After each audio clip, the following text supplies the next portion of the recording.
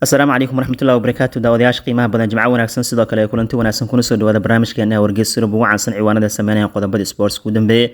maanta Berberiska ciwaano kala duwan saaran iyo qodobada gossip sida waxaa kamid oo kaleeto Marcus Rashford oo laga yaabo kooxda United inuu ka tago asigoo dalab weyn ka haysto qaar kamid ah kooxaha Yurub ugu caansan qorshayaasha Barcelona u degsan dhanka suuqa oo sida ugu dhaqsiyaha badan loo hirgelinayo gudaha Talyaaniga hadii la aado Lukaku oo rabo mustaqbalkiisa inuu meelayo sida guudna diyaar garowga Euro lagu jiro 2024 oo haatan wareega la xitaa soo gaaray maalin Sabtida la anba qaadayo diyaar garowga xulalka ay ku jiraan Berberiska marno xitaa Copa American soo qaadan doona iyo warar kaleeto bal sida caadi markooda waxaan ku bilaabay barnaamijkeena question of the day ama su'aasha aan kugu talagalnay su'aashana dabcan waa xasuus yar in gelina Diego Costa libaaxii Chelsea soo maray ee Premier League u qaaday waqti fiican la qaatay waxa sheegteen in Messenger ay ku guuleystay abaalmarinta laacibka bilaha ee Premier League laga bixiyo Premier League Player of the Month Messenger u qaatay Diego Costa ee commentator ku soo dhiibta xilligiisa wacnaa ee kooxda Chelsea uu joogo waxaan rajeynayaa marka in laga soo jawaabi doono bal marka hore aan ku bilaabno sheekooyinka Berberiska gudaha Ingiriiska waxyaabaha maanta ku xadhan saxabiyaal waxaan ku bilaabaynaa England iyo diyaar garow ugu jiraan koobka Euro 2024 Southgate oo kale wuxuu leeyahay intaan kadib ma dul qaadan karno waxaa la sheegay qamriga iyo balaayada iyo gasaacadaha ciyaartooyda Ingiriiska lagu soo tuuray taageerayaasha ku tuuray ama dhaxdu isku tuurayaan gudaha garoonka fowdada ka dhacayso inay saameyn ku yeelatay familka ama qoysaska ciyaartooyda Ingiriiska soo raaceen oo koobka Euro 2024 daawanayaan waxay dareemayaan cabsi badan laga yaabo xitaa waxa la leeyahay Ingiriiska kulanka wareegga la xitoonaada ciyaarayaan bandhig xumo sameeyaan laga badiyo in ciyaartooyda caanka familkooda dhibaato loo geysto marka hadda xidigaha Ingiriiska waxay dalbanayaan in ciyaartooyda loo ogaado xaaladda taageerayaashooda dabcan la dhex ogaado familku ku dhex jiraan in la ogaado oo laga warhayo si aan halis badan loogu geysanin sidoo kale Berberiska waxaa ka muuqda ninkii Phil Foden oo ku soo laabanaya tababarka Ingiriiska kadib markii uu aado gudaha England si uu dabcan familkiisa kaga warhayo asigoo mar saddexaad aaba noqday laakiin hadda Foden uu soo laabtay xulkiisana uu caawin doonaa marka bal aan eegno qodobada gossipka ugu waaweyn maadaama Euro-da lagu mashquulsan yahay diyaar garow ugu jiraan qodobka ugu weyn gossipka wuxuu noqonayaa saaxiib Marcus Rashford Paris Saint-Germain dalab u soo diray xilli Man United ciyaaryahankan u sheegay inuusan ahayn sida uu shalay mudnaanta u lahaan jiray kan waa 20 jir mustaqbalkiisa ilgaar lagu eegi doono haddii United dalab fiican ay helaan way fasaxayaan haddii kalena waxa leeyahay xagaaga booskaaga dhacso hadda kadib ma tiir ciyaartooyda lama taabtaanka marka Talk Sport waxay daawacaysaa Rashford dalabka Paris Saint-Germain ilgaar uu ku hayaa wuxuu u arkaa halkaas haddii uu tago inuu gali karo booska Kylian Mbappe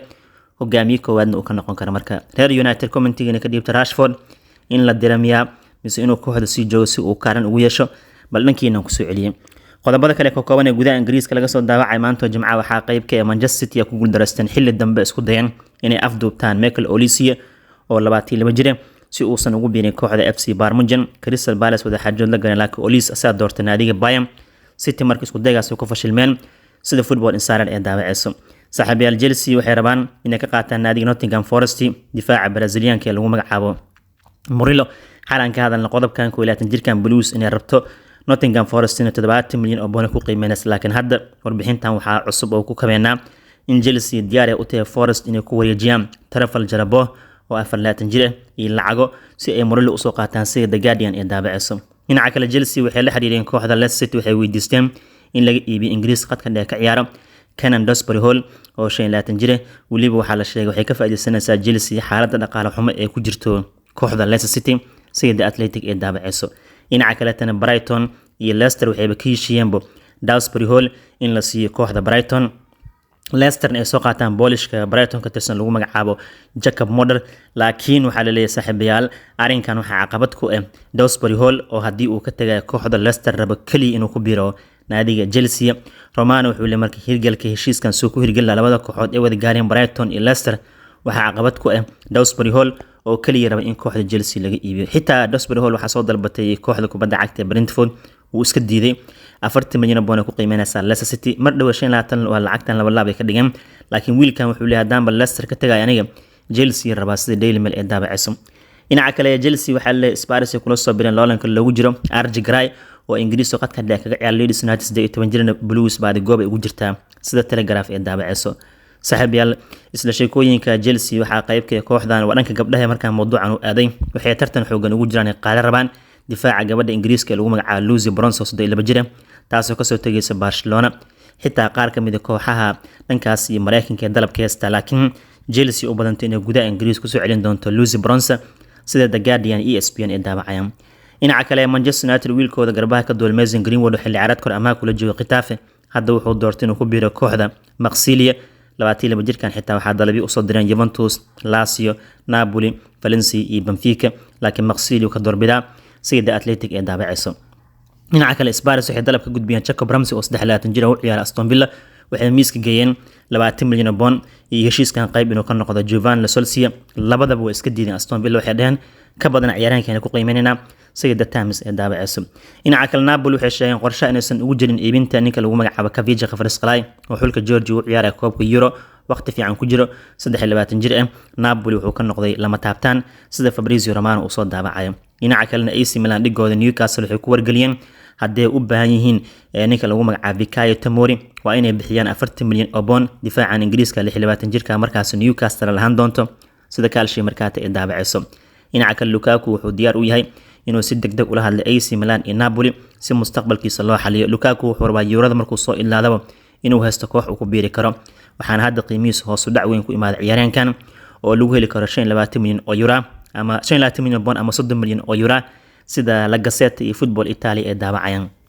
dhinaca kale Alberto Sambala Congo 24 jir oo Belgium oo Arsenal iska leedahay asna heshiiska shakhsi wuxuu la gaaray kooxda Sevilla mar kale amaah lagu dhiibay xilli ciyaareedka dambe dhankaas iyo dabcan Sevilla amaah ku aada sida shabakada Penalty iyo Football London ee daabacayaan.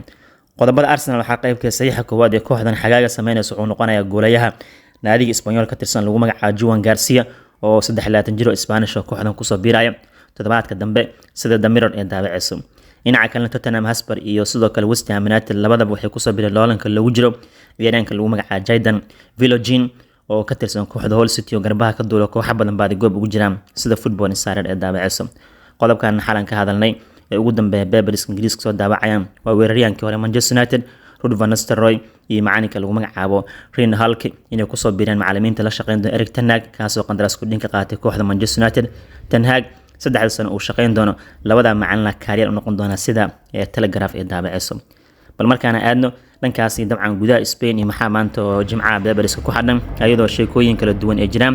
jaraa'idka Marco kale waxay la sheekaysteen wiilka waqtiga fiican ku jiro Nico Williams wuxuu leeyahay waxaan haysanaa ama aan u hubeysanahay sidaan ku qaadan lahayn koob weyn oo caalami ah Isbaanishku waa diyaar ayuu leeyahay wiilkan xilli u bilaaban doono wareegga 16aad kulamada bugbaxda ah haddii ay Georgian ka soo dhaafaan waxaa sugayaan Jarmalka iyo Denmark soo baxo marka Nico Williams wuxuu leeyahay diyaar u nahay koobka inaan qaadno Isbaanishkan waa dalka kaliya ee saddexda kulan ciyaareen saaxiibayaal guuleysteen bandhig fiican na sameynayaan. sidoo kale goolayaal lagu magacaabo Lunin kooxda Madrid waxay ku qanciyeen naadiga inuu sii joogo Kepa Arrizabalaga iska fasaxa waxaa loo ballan qaaday inuu tartan la geli doono goolayaha kooxda koowaad ee Thibaut Courtois oo ay noqon doonto Courtois Lunin in loo kala qaybin doono tartamada kala duwan.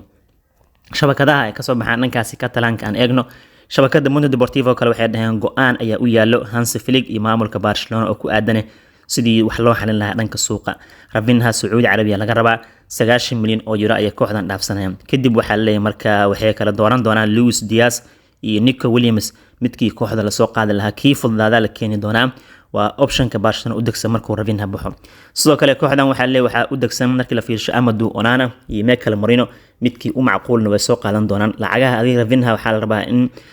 Luis Diaz iyo Nico Williams markii midkood lagu keeno wixii ka soo haro in wax lagu daro oo Mikel Merino ama Onana la keeno si kooxdu waxa la qadkeeda dhexe ee loo xoojiyo. sidoo kale Hansi Flick wuxuu go'aan ka gaari doonaa qaar kamid ciyaartooyda kooxda sida Ansu Fati oo kaleeto iyo kuwa kale u baahan mustaqbalkooda in la xaliyo marka balaanka Barcelona xilli hore ayaa la hirgelin doonaa. shabakada Sport waxay wareysi la yeesheen wiilka waqtiga fiican ku jira ee Euro isku diyaarina kulanka Georgia inuu wajaho ee lagu magacaabo Lamine Yamal. wiilkan wuxuu leeyahay waxaan rabaa saaxiibkayga Nico Williams inuu ula soo biiro Barcelona maadaama xulka waqti fiican ku wada qaadanayaan. xitaa wiilkan wuxuu leeyahay hadaan Eurada qaado iskuulka xataa waa iska deynaa oo fasaxan iska aada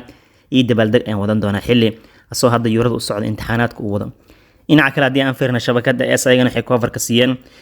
ninkii Dani Carvajal oo season fiican ku jiro wuxuu dhawaan diyaaranahay cid kastoo naga hor imaatan wuxuu dhawaa garaaci karnaa. Isbaanishkan wuxuu leeyahay Janis kasta heestaan ku guuleysan karaan xilli Spain hadda 16 dal Euro isku soo hareen ayaga koobka loo soo daalinaya. sidoo kale shabakada AS waxay qodob ka soo qaateen CR7 in Egypt kasta maadaama laba kulan uu ciyaaray saddexda kulan uu ciyaaray shabaq uusan gaal laakiin still Roberto Martinez siga uu sii ahaan doono focal pointiga dhanka weerarka oo lama taabtaan waa ninka odaga. sidoo kale Naja ninkii asigan uu baxay wuxuu ku biiraysan ka warqabno Al-Qadisiyah 2 sano contract ka qaatay. Naja wuxuu leeyahay Madrid ma iloobi doona abaalka ii gashay qalbigan ku hayn doonaa ka dhawaajiyay marka sheekooyinkaas saaxiibayaal gudaha Spain ugu muhiimsan maanta oo Jimco ah bal markaana tagno dhankaas iyo dabcan gudaha Talyaaniga iyo maxay Beberis ka xadhayaan Gazzetta dello Sport kale markii aan firan waxay wareysi la yeesheen ninka lagu magacaabo Gianluca Donnarumma Gigi oo si fiican u caawinaya xulka Talyaaniga hogaamiyahan wuxuu leeyahay diyaaraan nahay Switzerland aan ka badino waxaan haysanaa wadada ugu fiican koob ku difaacan karno sidoo kalena finalka ku gaari karna haday Swiss ka badiyaan inkastoo Ingiriiska ay sugayaan haddana Gianluca Donnarumma wadada ay ku jiraan wuxuu u arkaa tan ugu halista badan inay England tahay marka inay Switzerland tahay marka wuxuu leeyahay horta aan shaqeysanaba axadda sabdigan iska reebna Switzerland wuxuu leeyahay kadib waan hubaa gadaal ma soo fiirin doono kadibna wuxuu leeyahay waxaan ka fikiri doonaa sida koob ku difaacan lahayn waxay sidoo kale Gazzetta ka hadleen Lukaku oo Milan wada xaajood kula jiro Lukaku waa balan A haday Milan waayaan balan B waxa uu ninka lagu magacaabo Tammy Abraham oo Roma weerar kaga ciyaaro xilli Milan iska dhaafin ninkii ahaa Sarkisiya iyo Benjamin Seska labada ay ku fashilmeen qaadashadooda Juventus ciwaan laga soo daabaca waxa imaanaya Kevin Turam xilli ay fasaxeen Musa Kean oo asigana Florentino ku biiray sidaas ay Gazzetta leeyihiin Corriere dello Sport diyan eegna ayagana saaxiibayaal maxay dhaheen marka koowaad waxay soo qaateen Cavani Maradona ninkan sidoo muhiim ugu yahay Napoli iyo wacdaraha uu ka dhigay Eurada awgeed Aurelio De Laurentiis diyaaradu qaatay gudaha Jarmalku tagay wuxuu la fariistay Kafija Qafarsqalaa wuxuu dhahay guusha sameynaysa horumarka xulkaaga Georgian kugu hambaliyana inaa wareega 16 soo gaarteen sidoo kale wuxuu dhahay waxa tahay untransferable kuma fasaxeeno xilli Paris Saint-Germain uu ka fikiraya Georgianka inuu aado laakiin Napoli waxa ka go'an in manaba gacantooda Cavani Maradona uusan ka baxsan Antonio Conte qorshayaasha ciyaaraankan uu ku dagaalami doono qayb uu ka yahay xilli ciyaareedka cusub waxay sidoo kale jaraa'idkan ka hadleen Spalletti oo baahi badan muujinayo Spalletti wuxuu leeyahay waxaan ka cabsanahay halista eelada Switzerland laakiin kulankan wuxuu leeyahay 100% diyaar u nahay dhinaca kale Jose Mourinho kooxda Fenerbahce uu qabtay diyaar garow ay ku jiraan wuxuu leeyahay waxaan rabaa Champions League inaan ciyaarno wacdara aan ka dhigno ciyaartoy badan oo Jose dabcan qaar ka mid Yurub ugu baaqinay imaadan Turkiga wuxuu dhahay horyaal saameyn aan caadi ahayn sameynaya marka Jose wuxuu noqday tababare Fenerbahce uu noqday safiirka ee Turkish Premier League uu noqday sidaad muuqato dhinaca kale Simone Inzaghi iyo macalinkan kooxdiis Inter Milan kulan kale wada qaadan doonaan kulankan lagu go'aamin doona mustaqbalka Inzaghi in qandaraaskoodin uu sameeyo 3 sano dalbada macalinkan Inter 2 sano ku haynaa dhaheen wuxuu dalbada 7 milyan oo euro maamulkan waxay dhaheen 6 milyan ku siinayna 1 milyan hadba guulahan gaarsiin aan kugu siino adi wax technical farsamo la xalin kara ma ahane laakiin aad looma kala fogo sida ay Corriere dello Sport leeyihiin saaxiibayaal haddii aan fiirno Tutti Sportiva magaalada Torino ka soo baxaan waxay ka hadlayaan Juventus iyo arrimaha haatan u hirgalayo tusaale ahaan oo kale marka la fiirsho Kevin Turam Juventus oo imaanay aabis xitaa Lilian Thuram Juventus ciyaar jir wuxuu aadan ugu farxsanay wiilkayga inuu Juventus doortay sidoo kale tan waxay ku soo qaadanayaan lacag gaaraysa 20 milyan oo euro dhinaca kale Musa Kean uu baxay asigan waxa laga gaday kooxda Fiorentina waxay ka heleen 15 milyan oo euro Hodgson ku xigo asigan la iibinay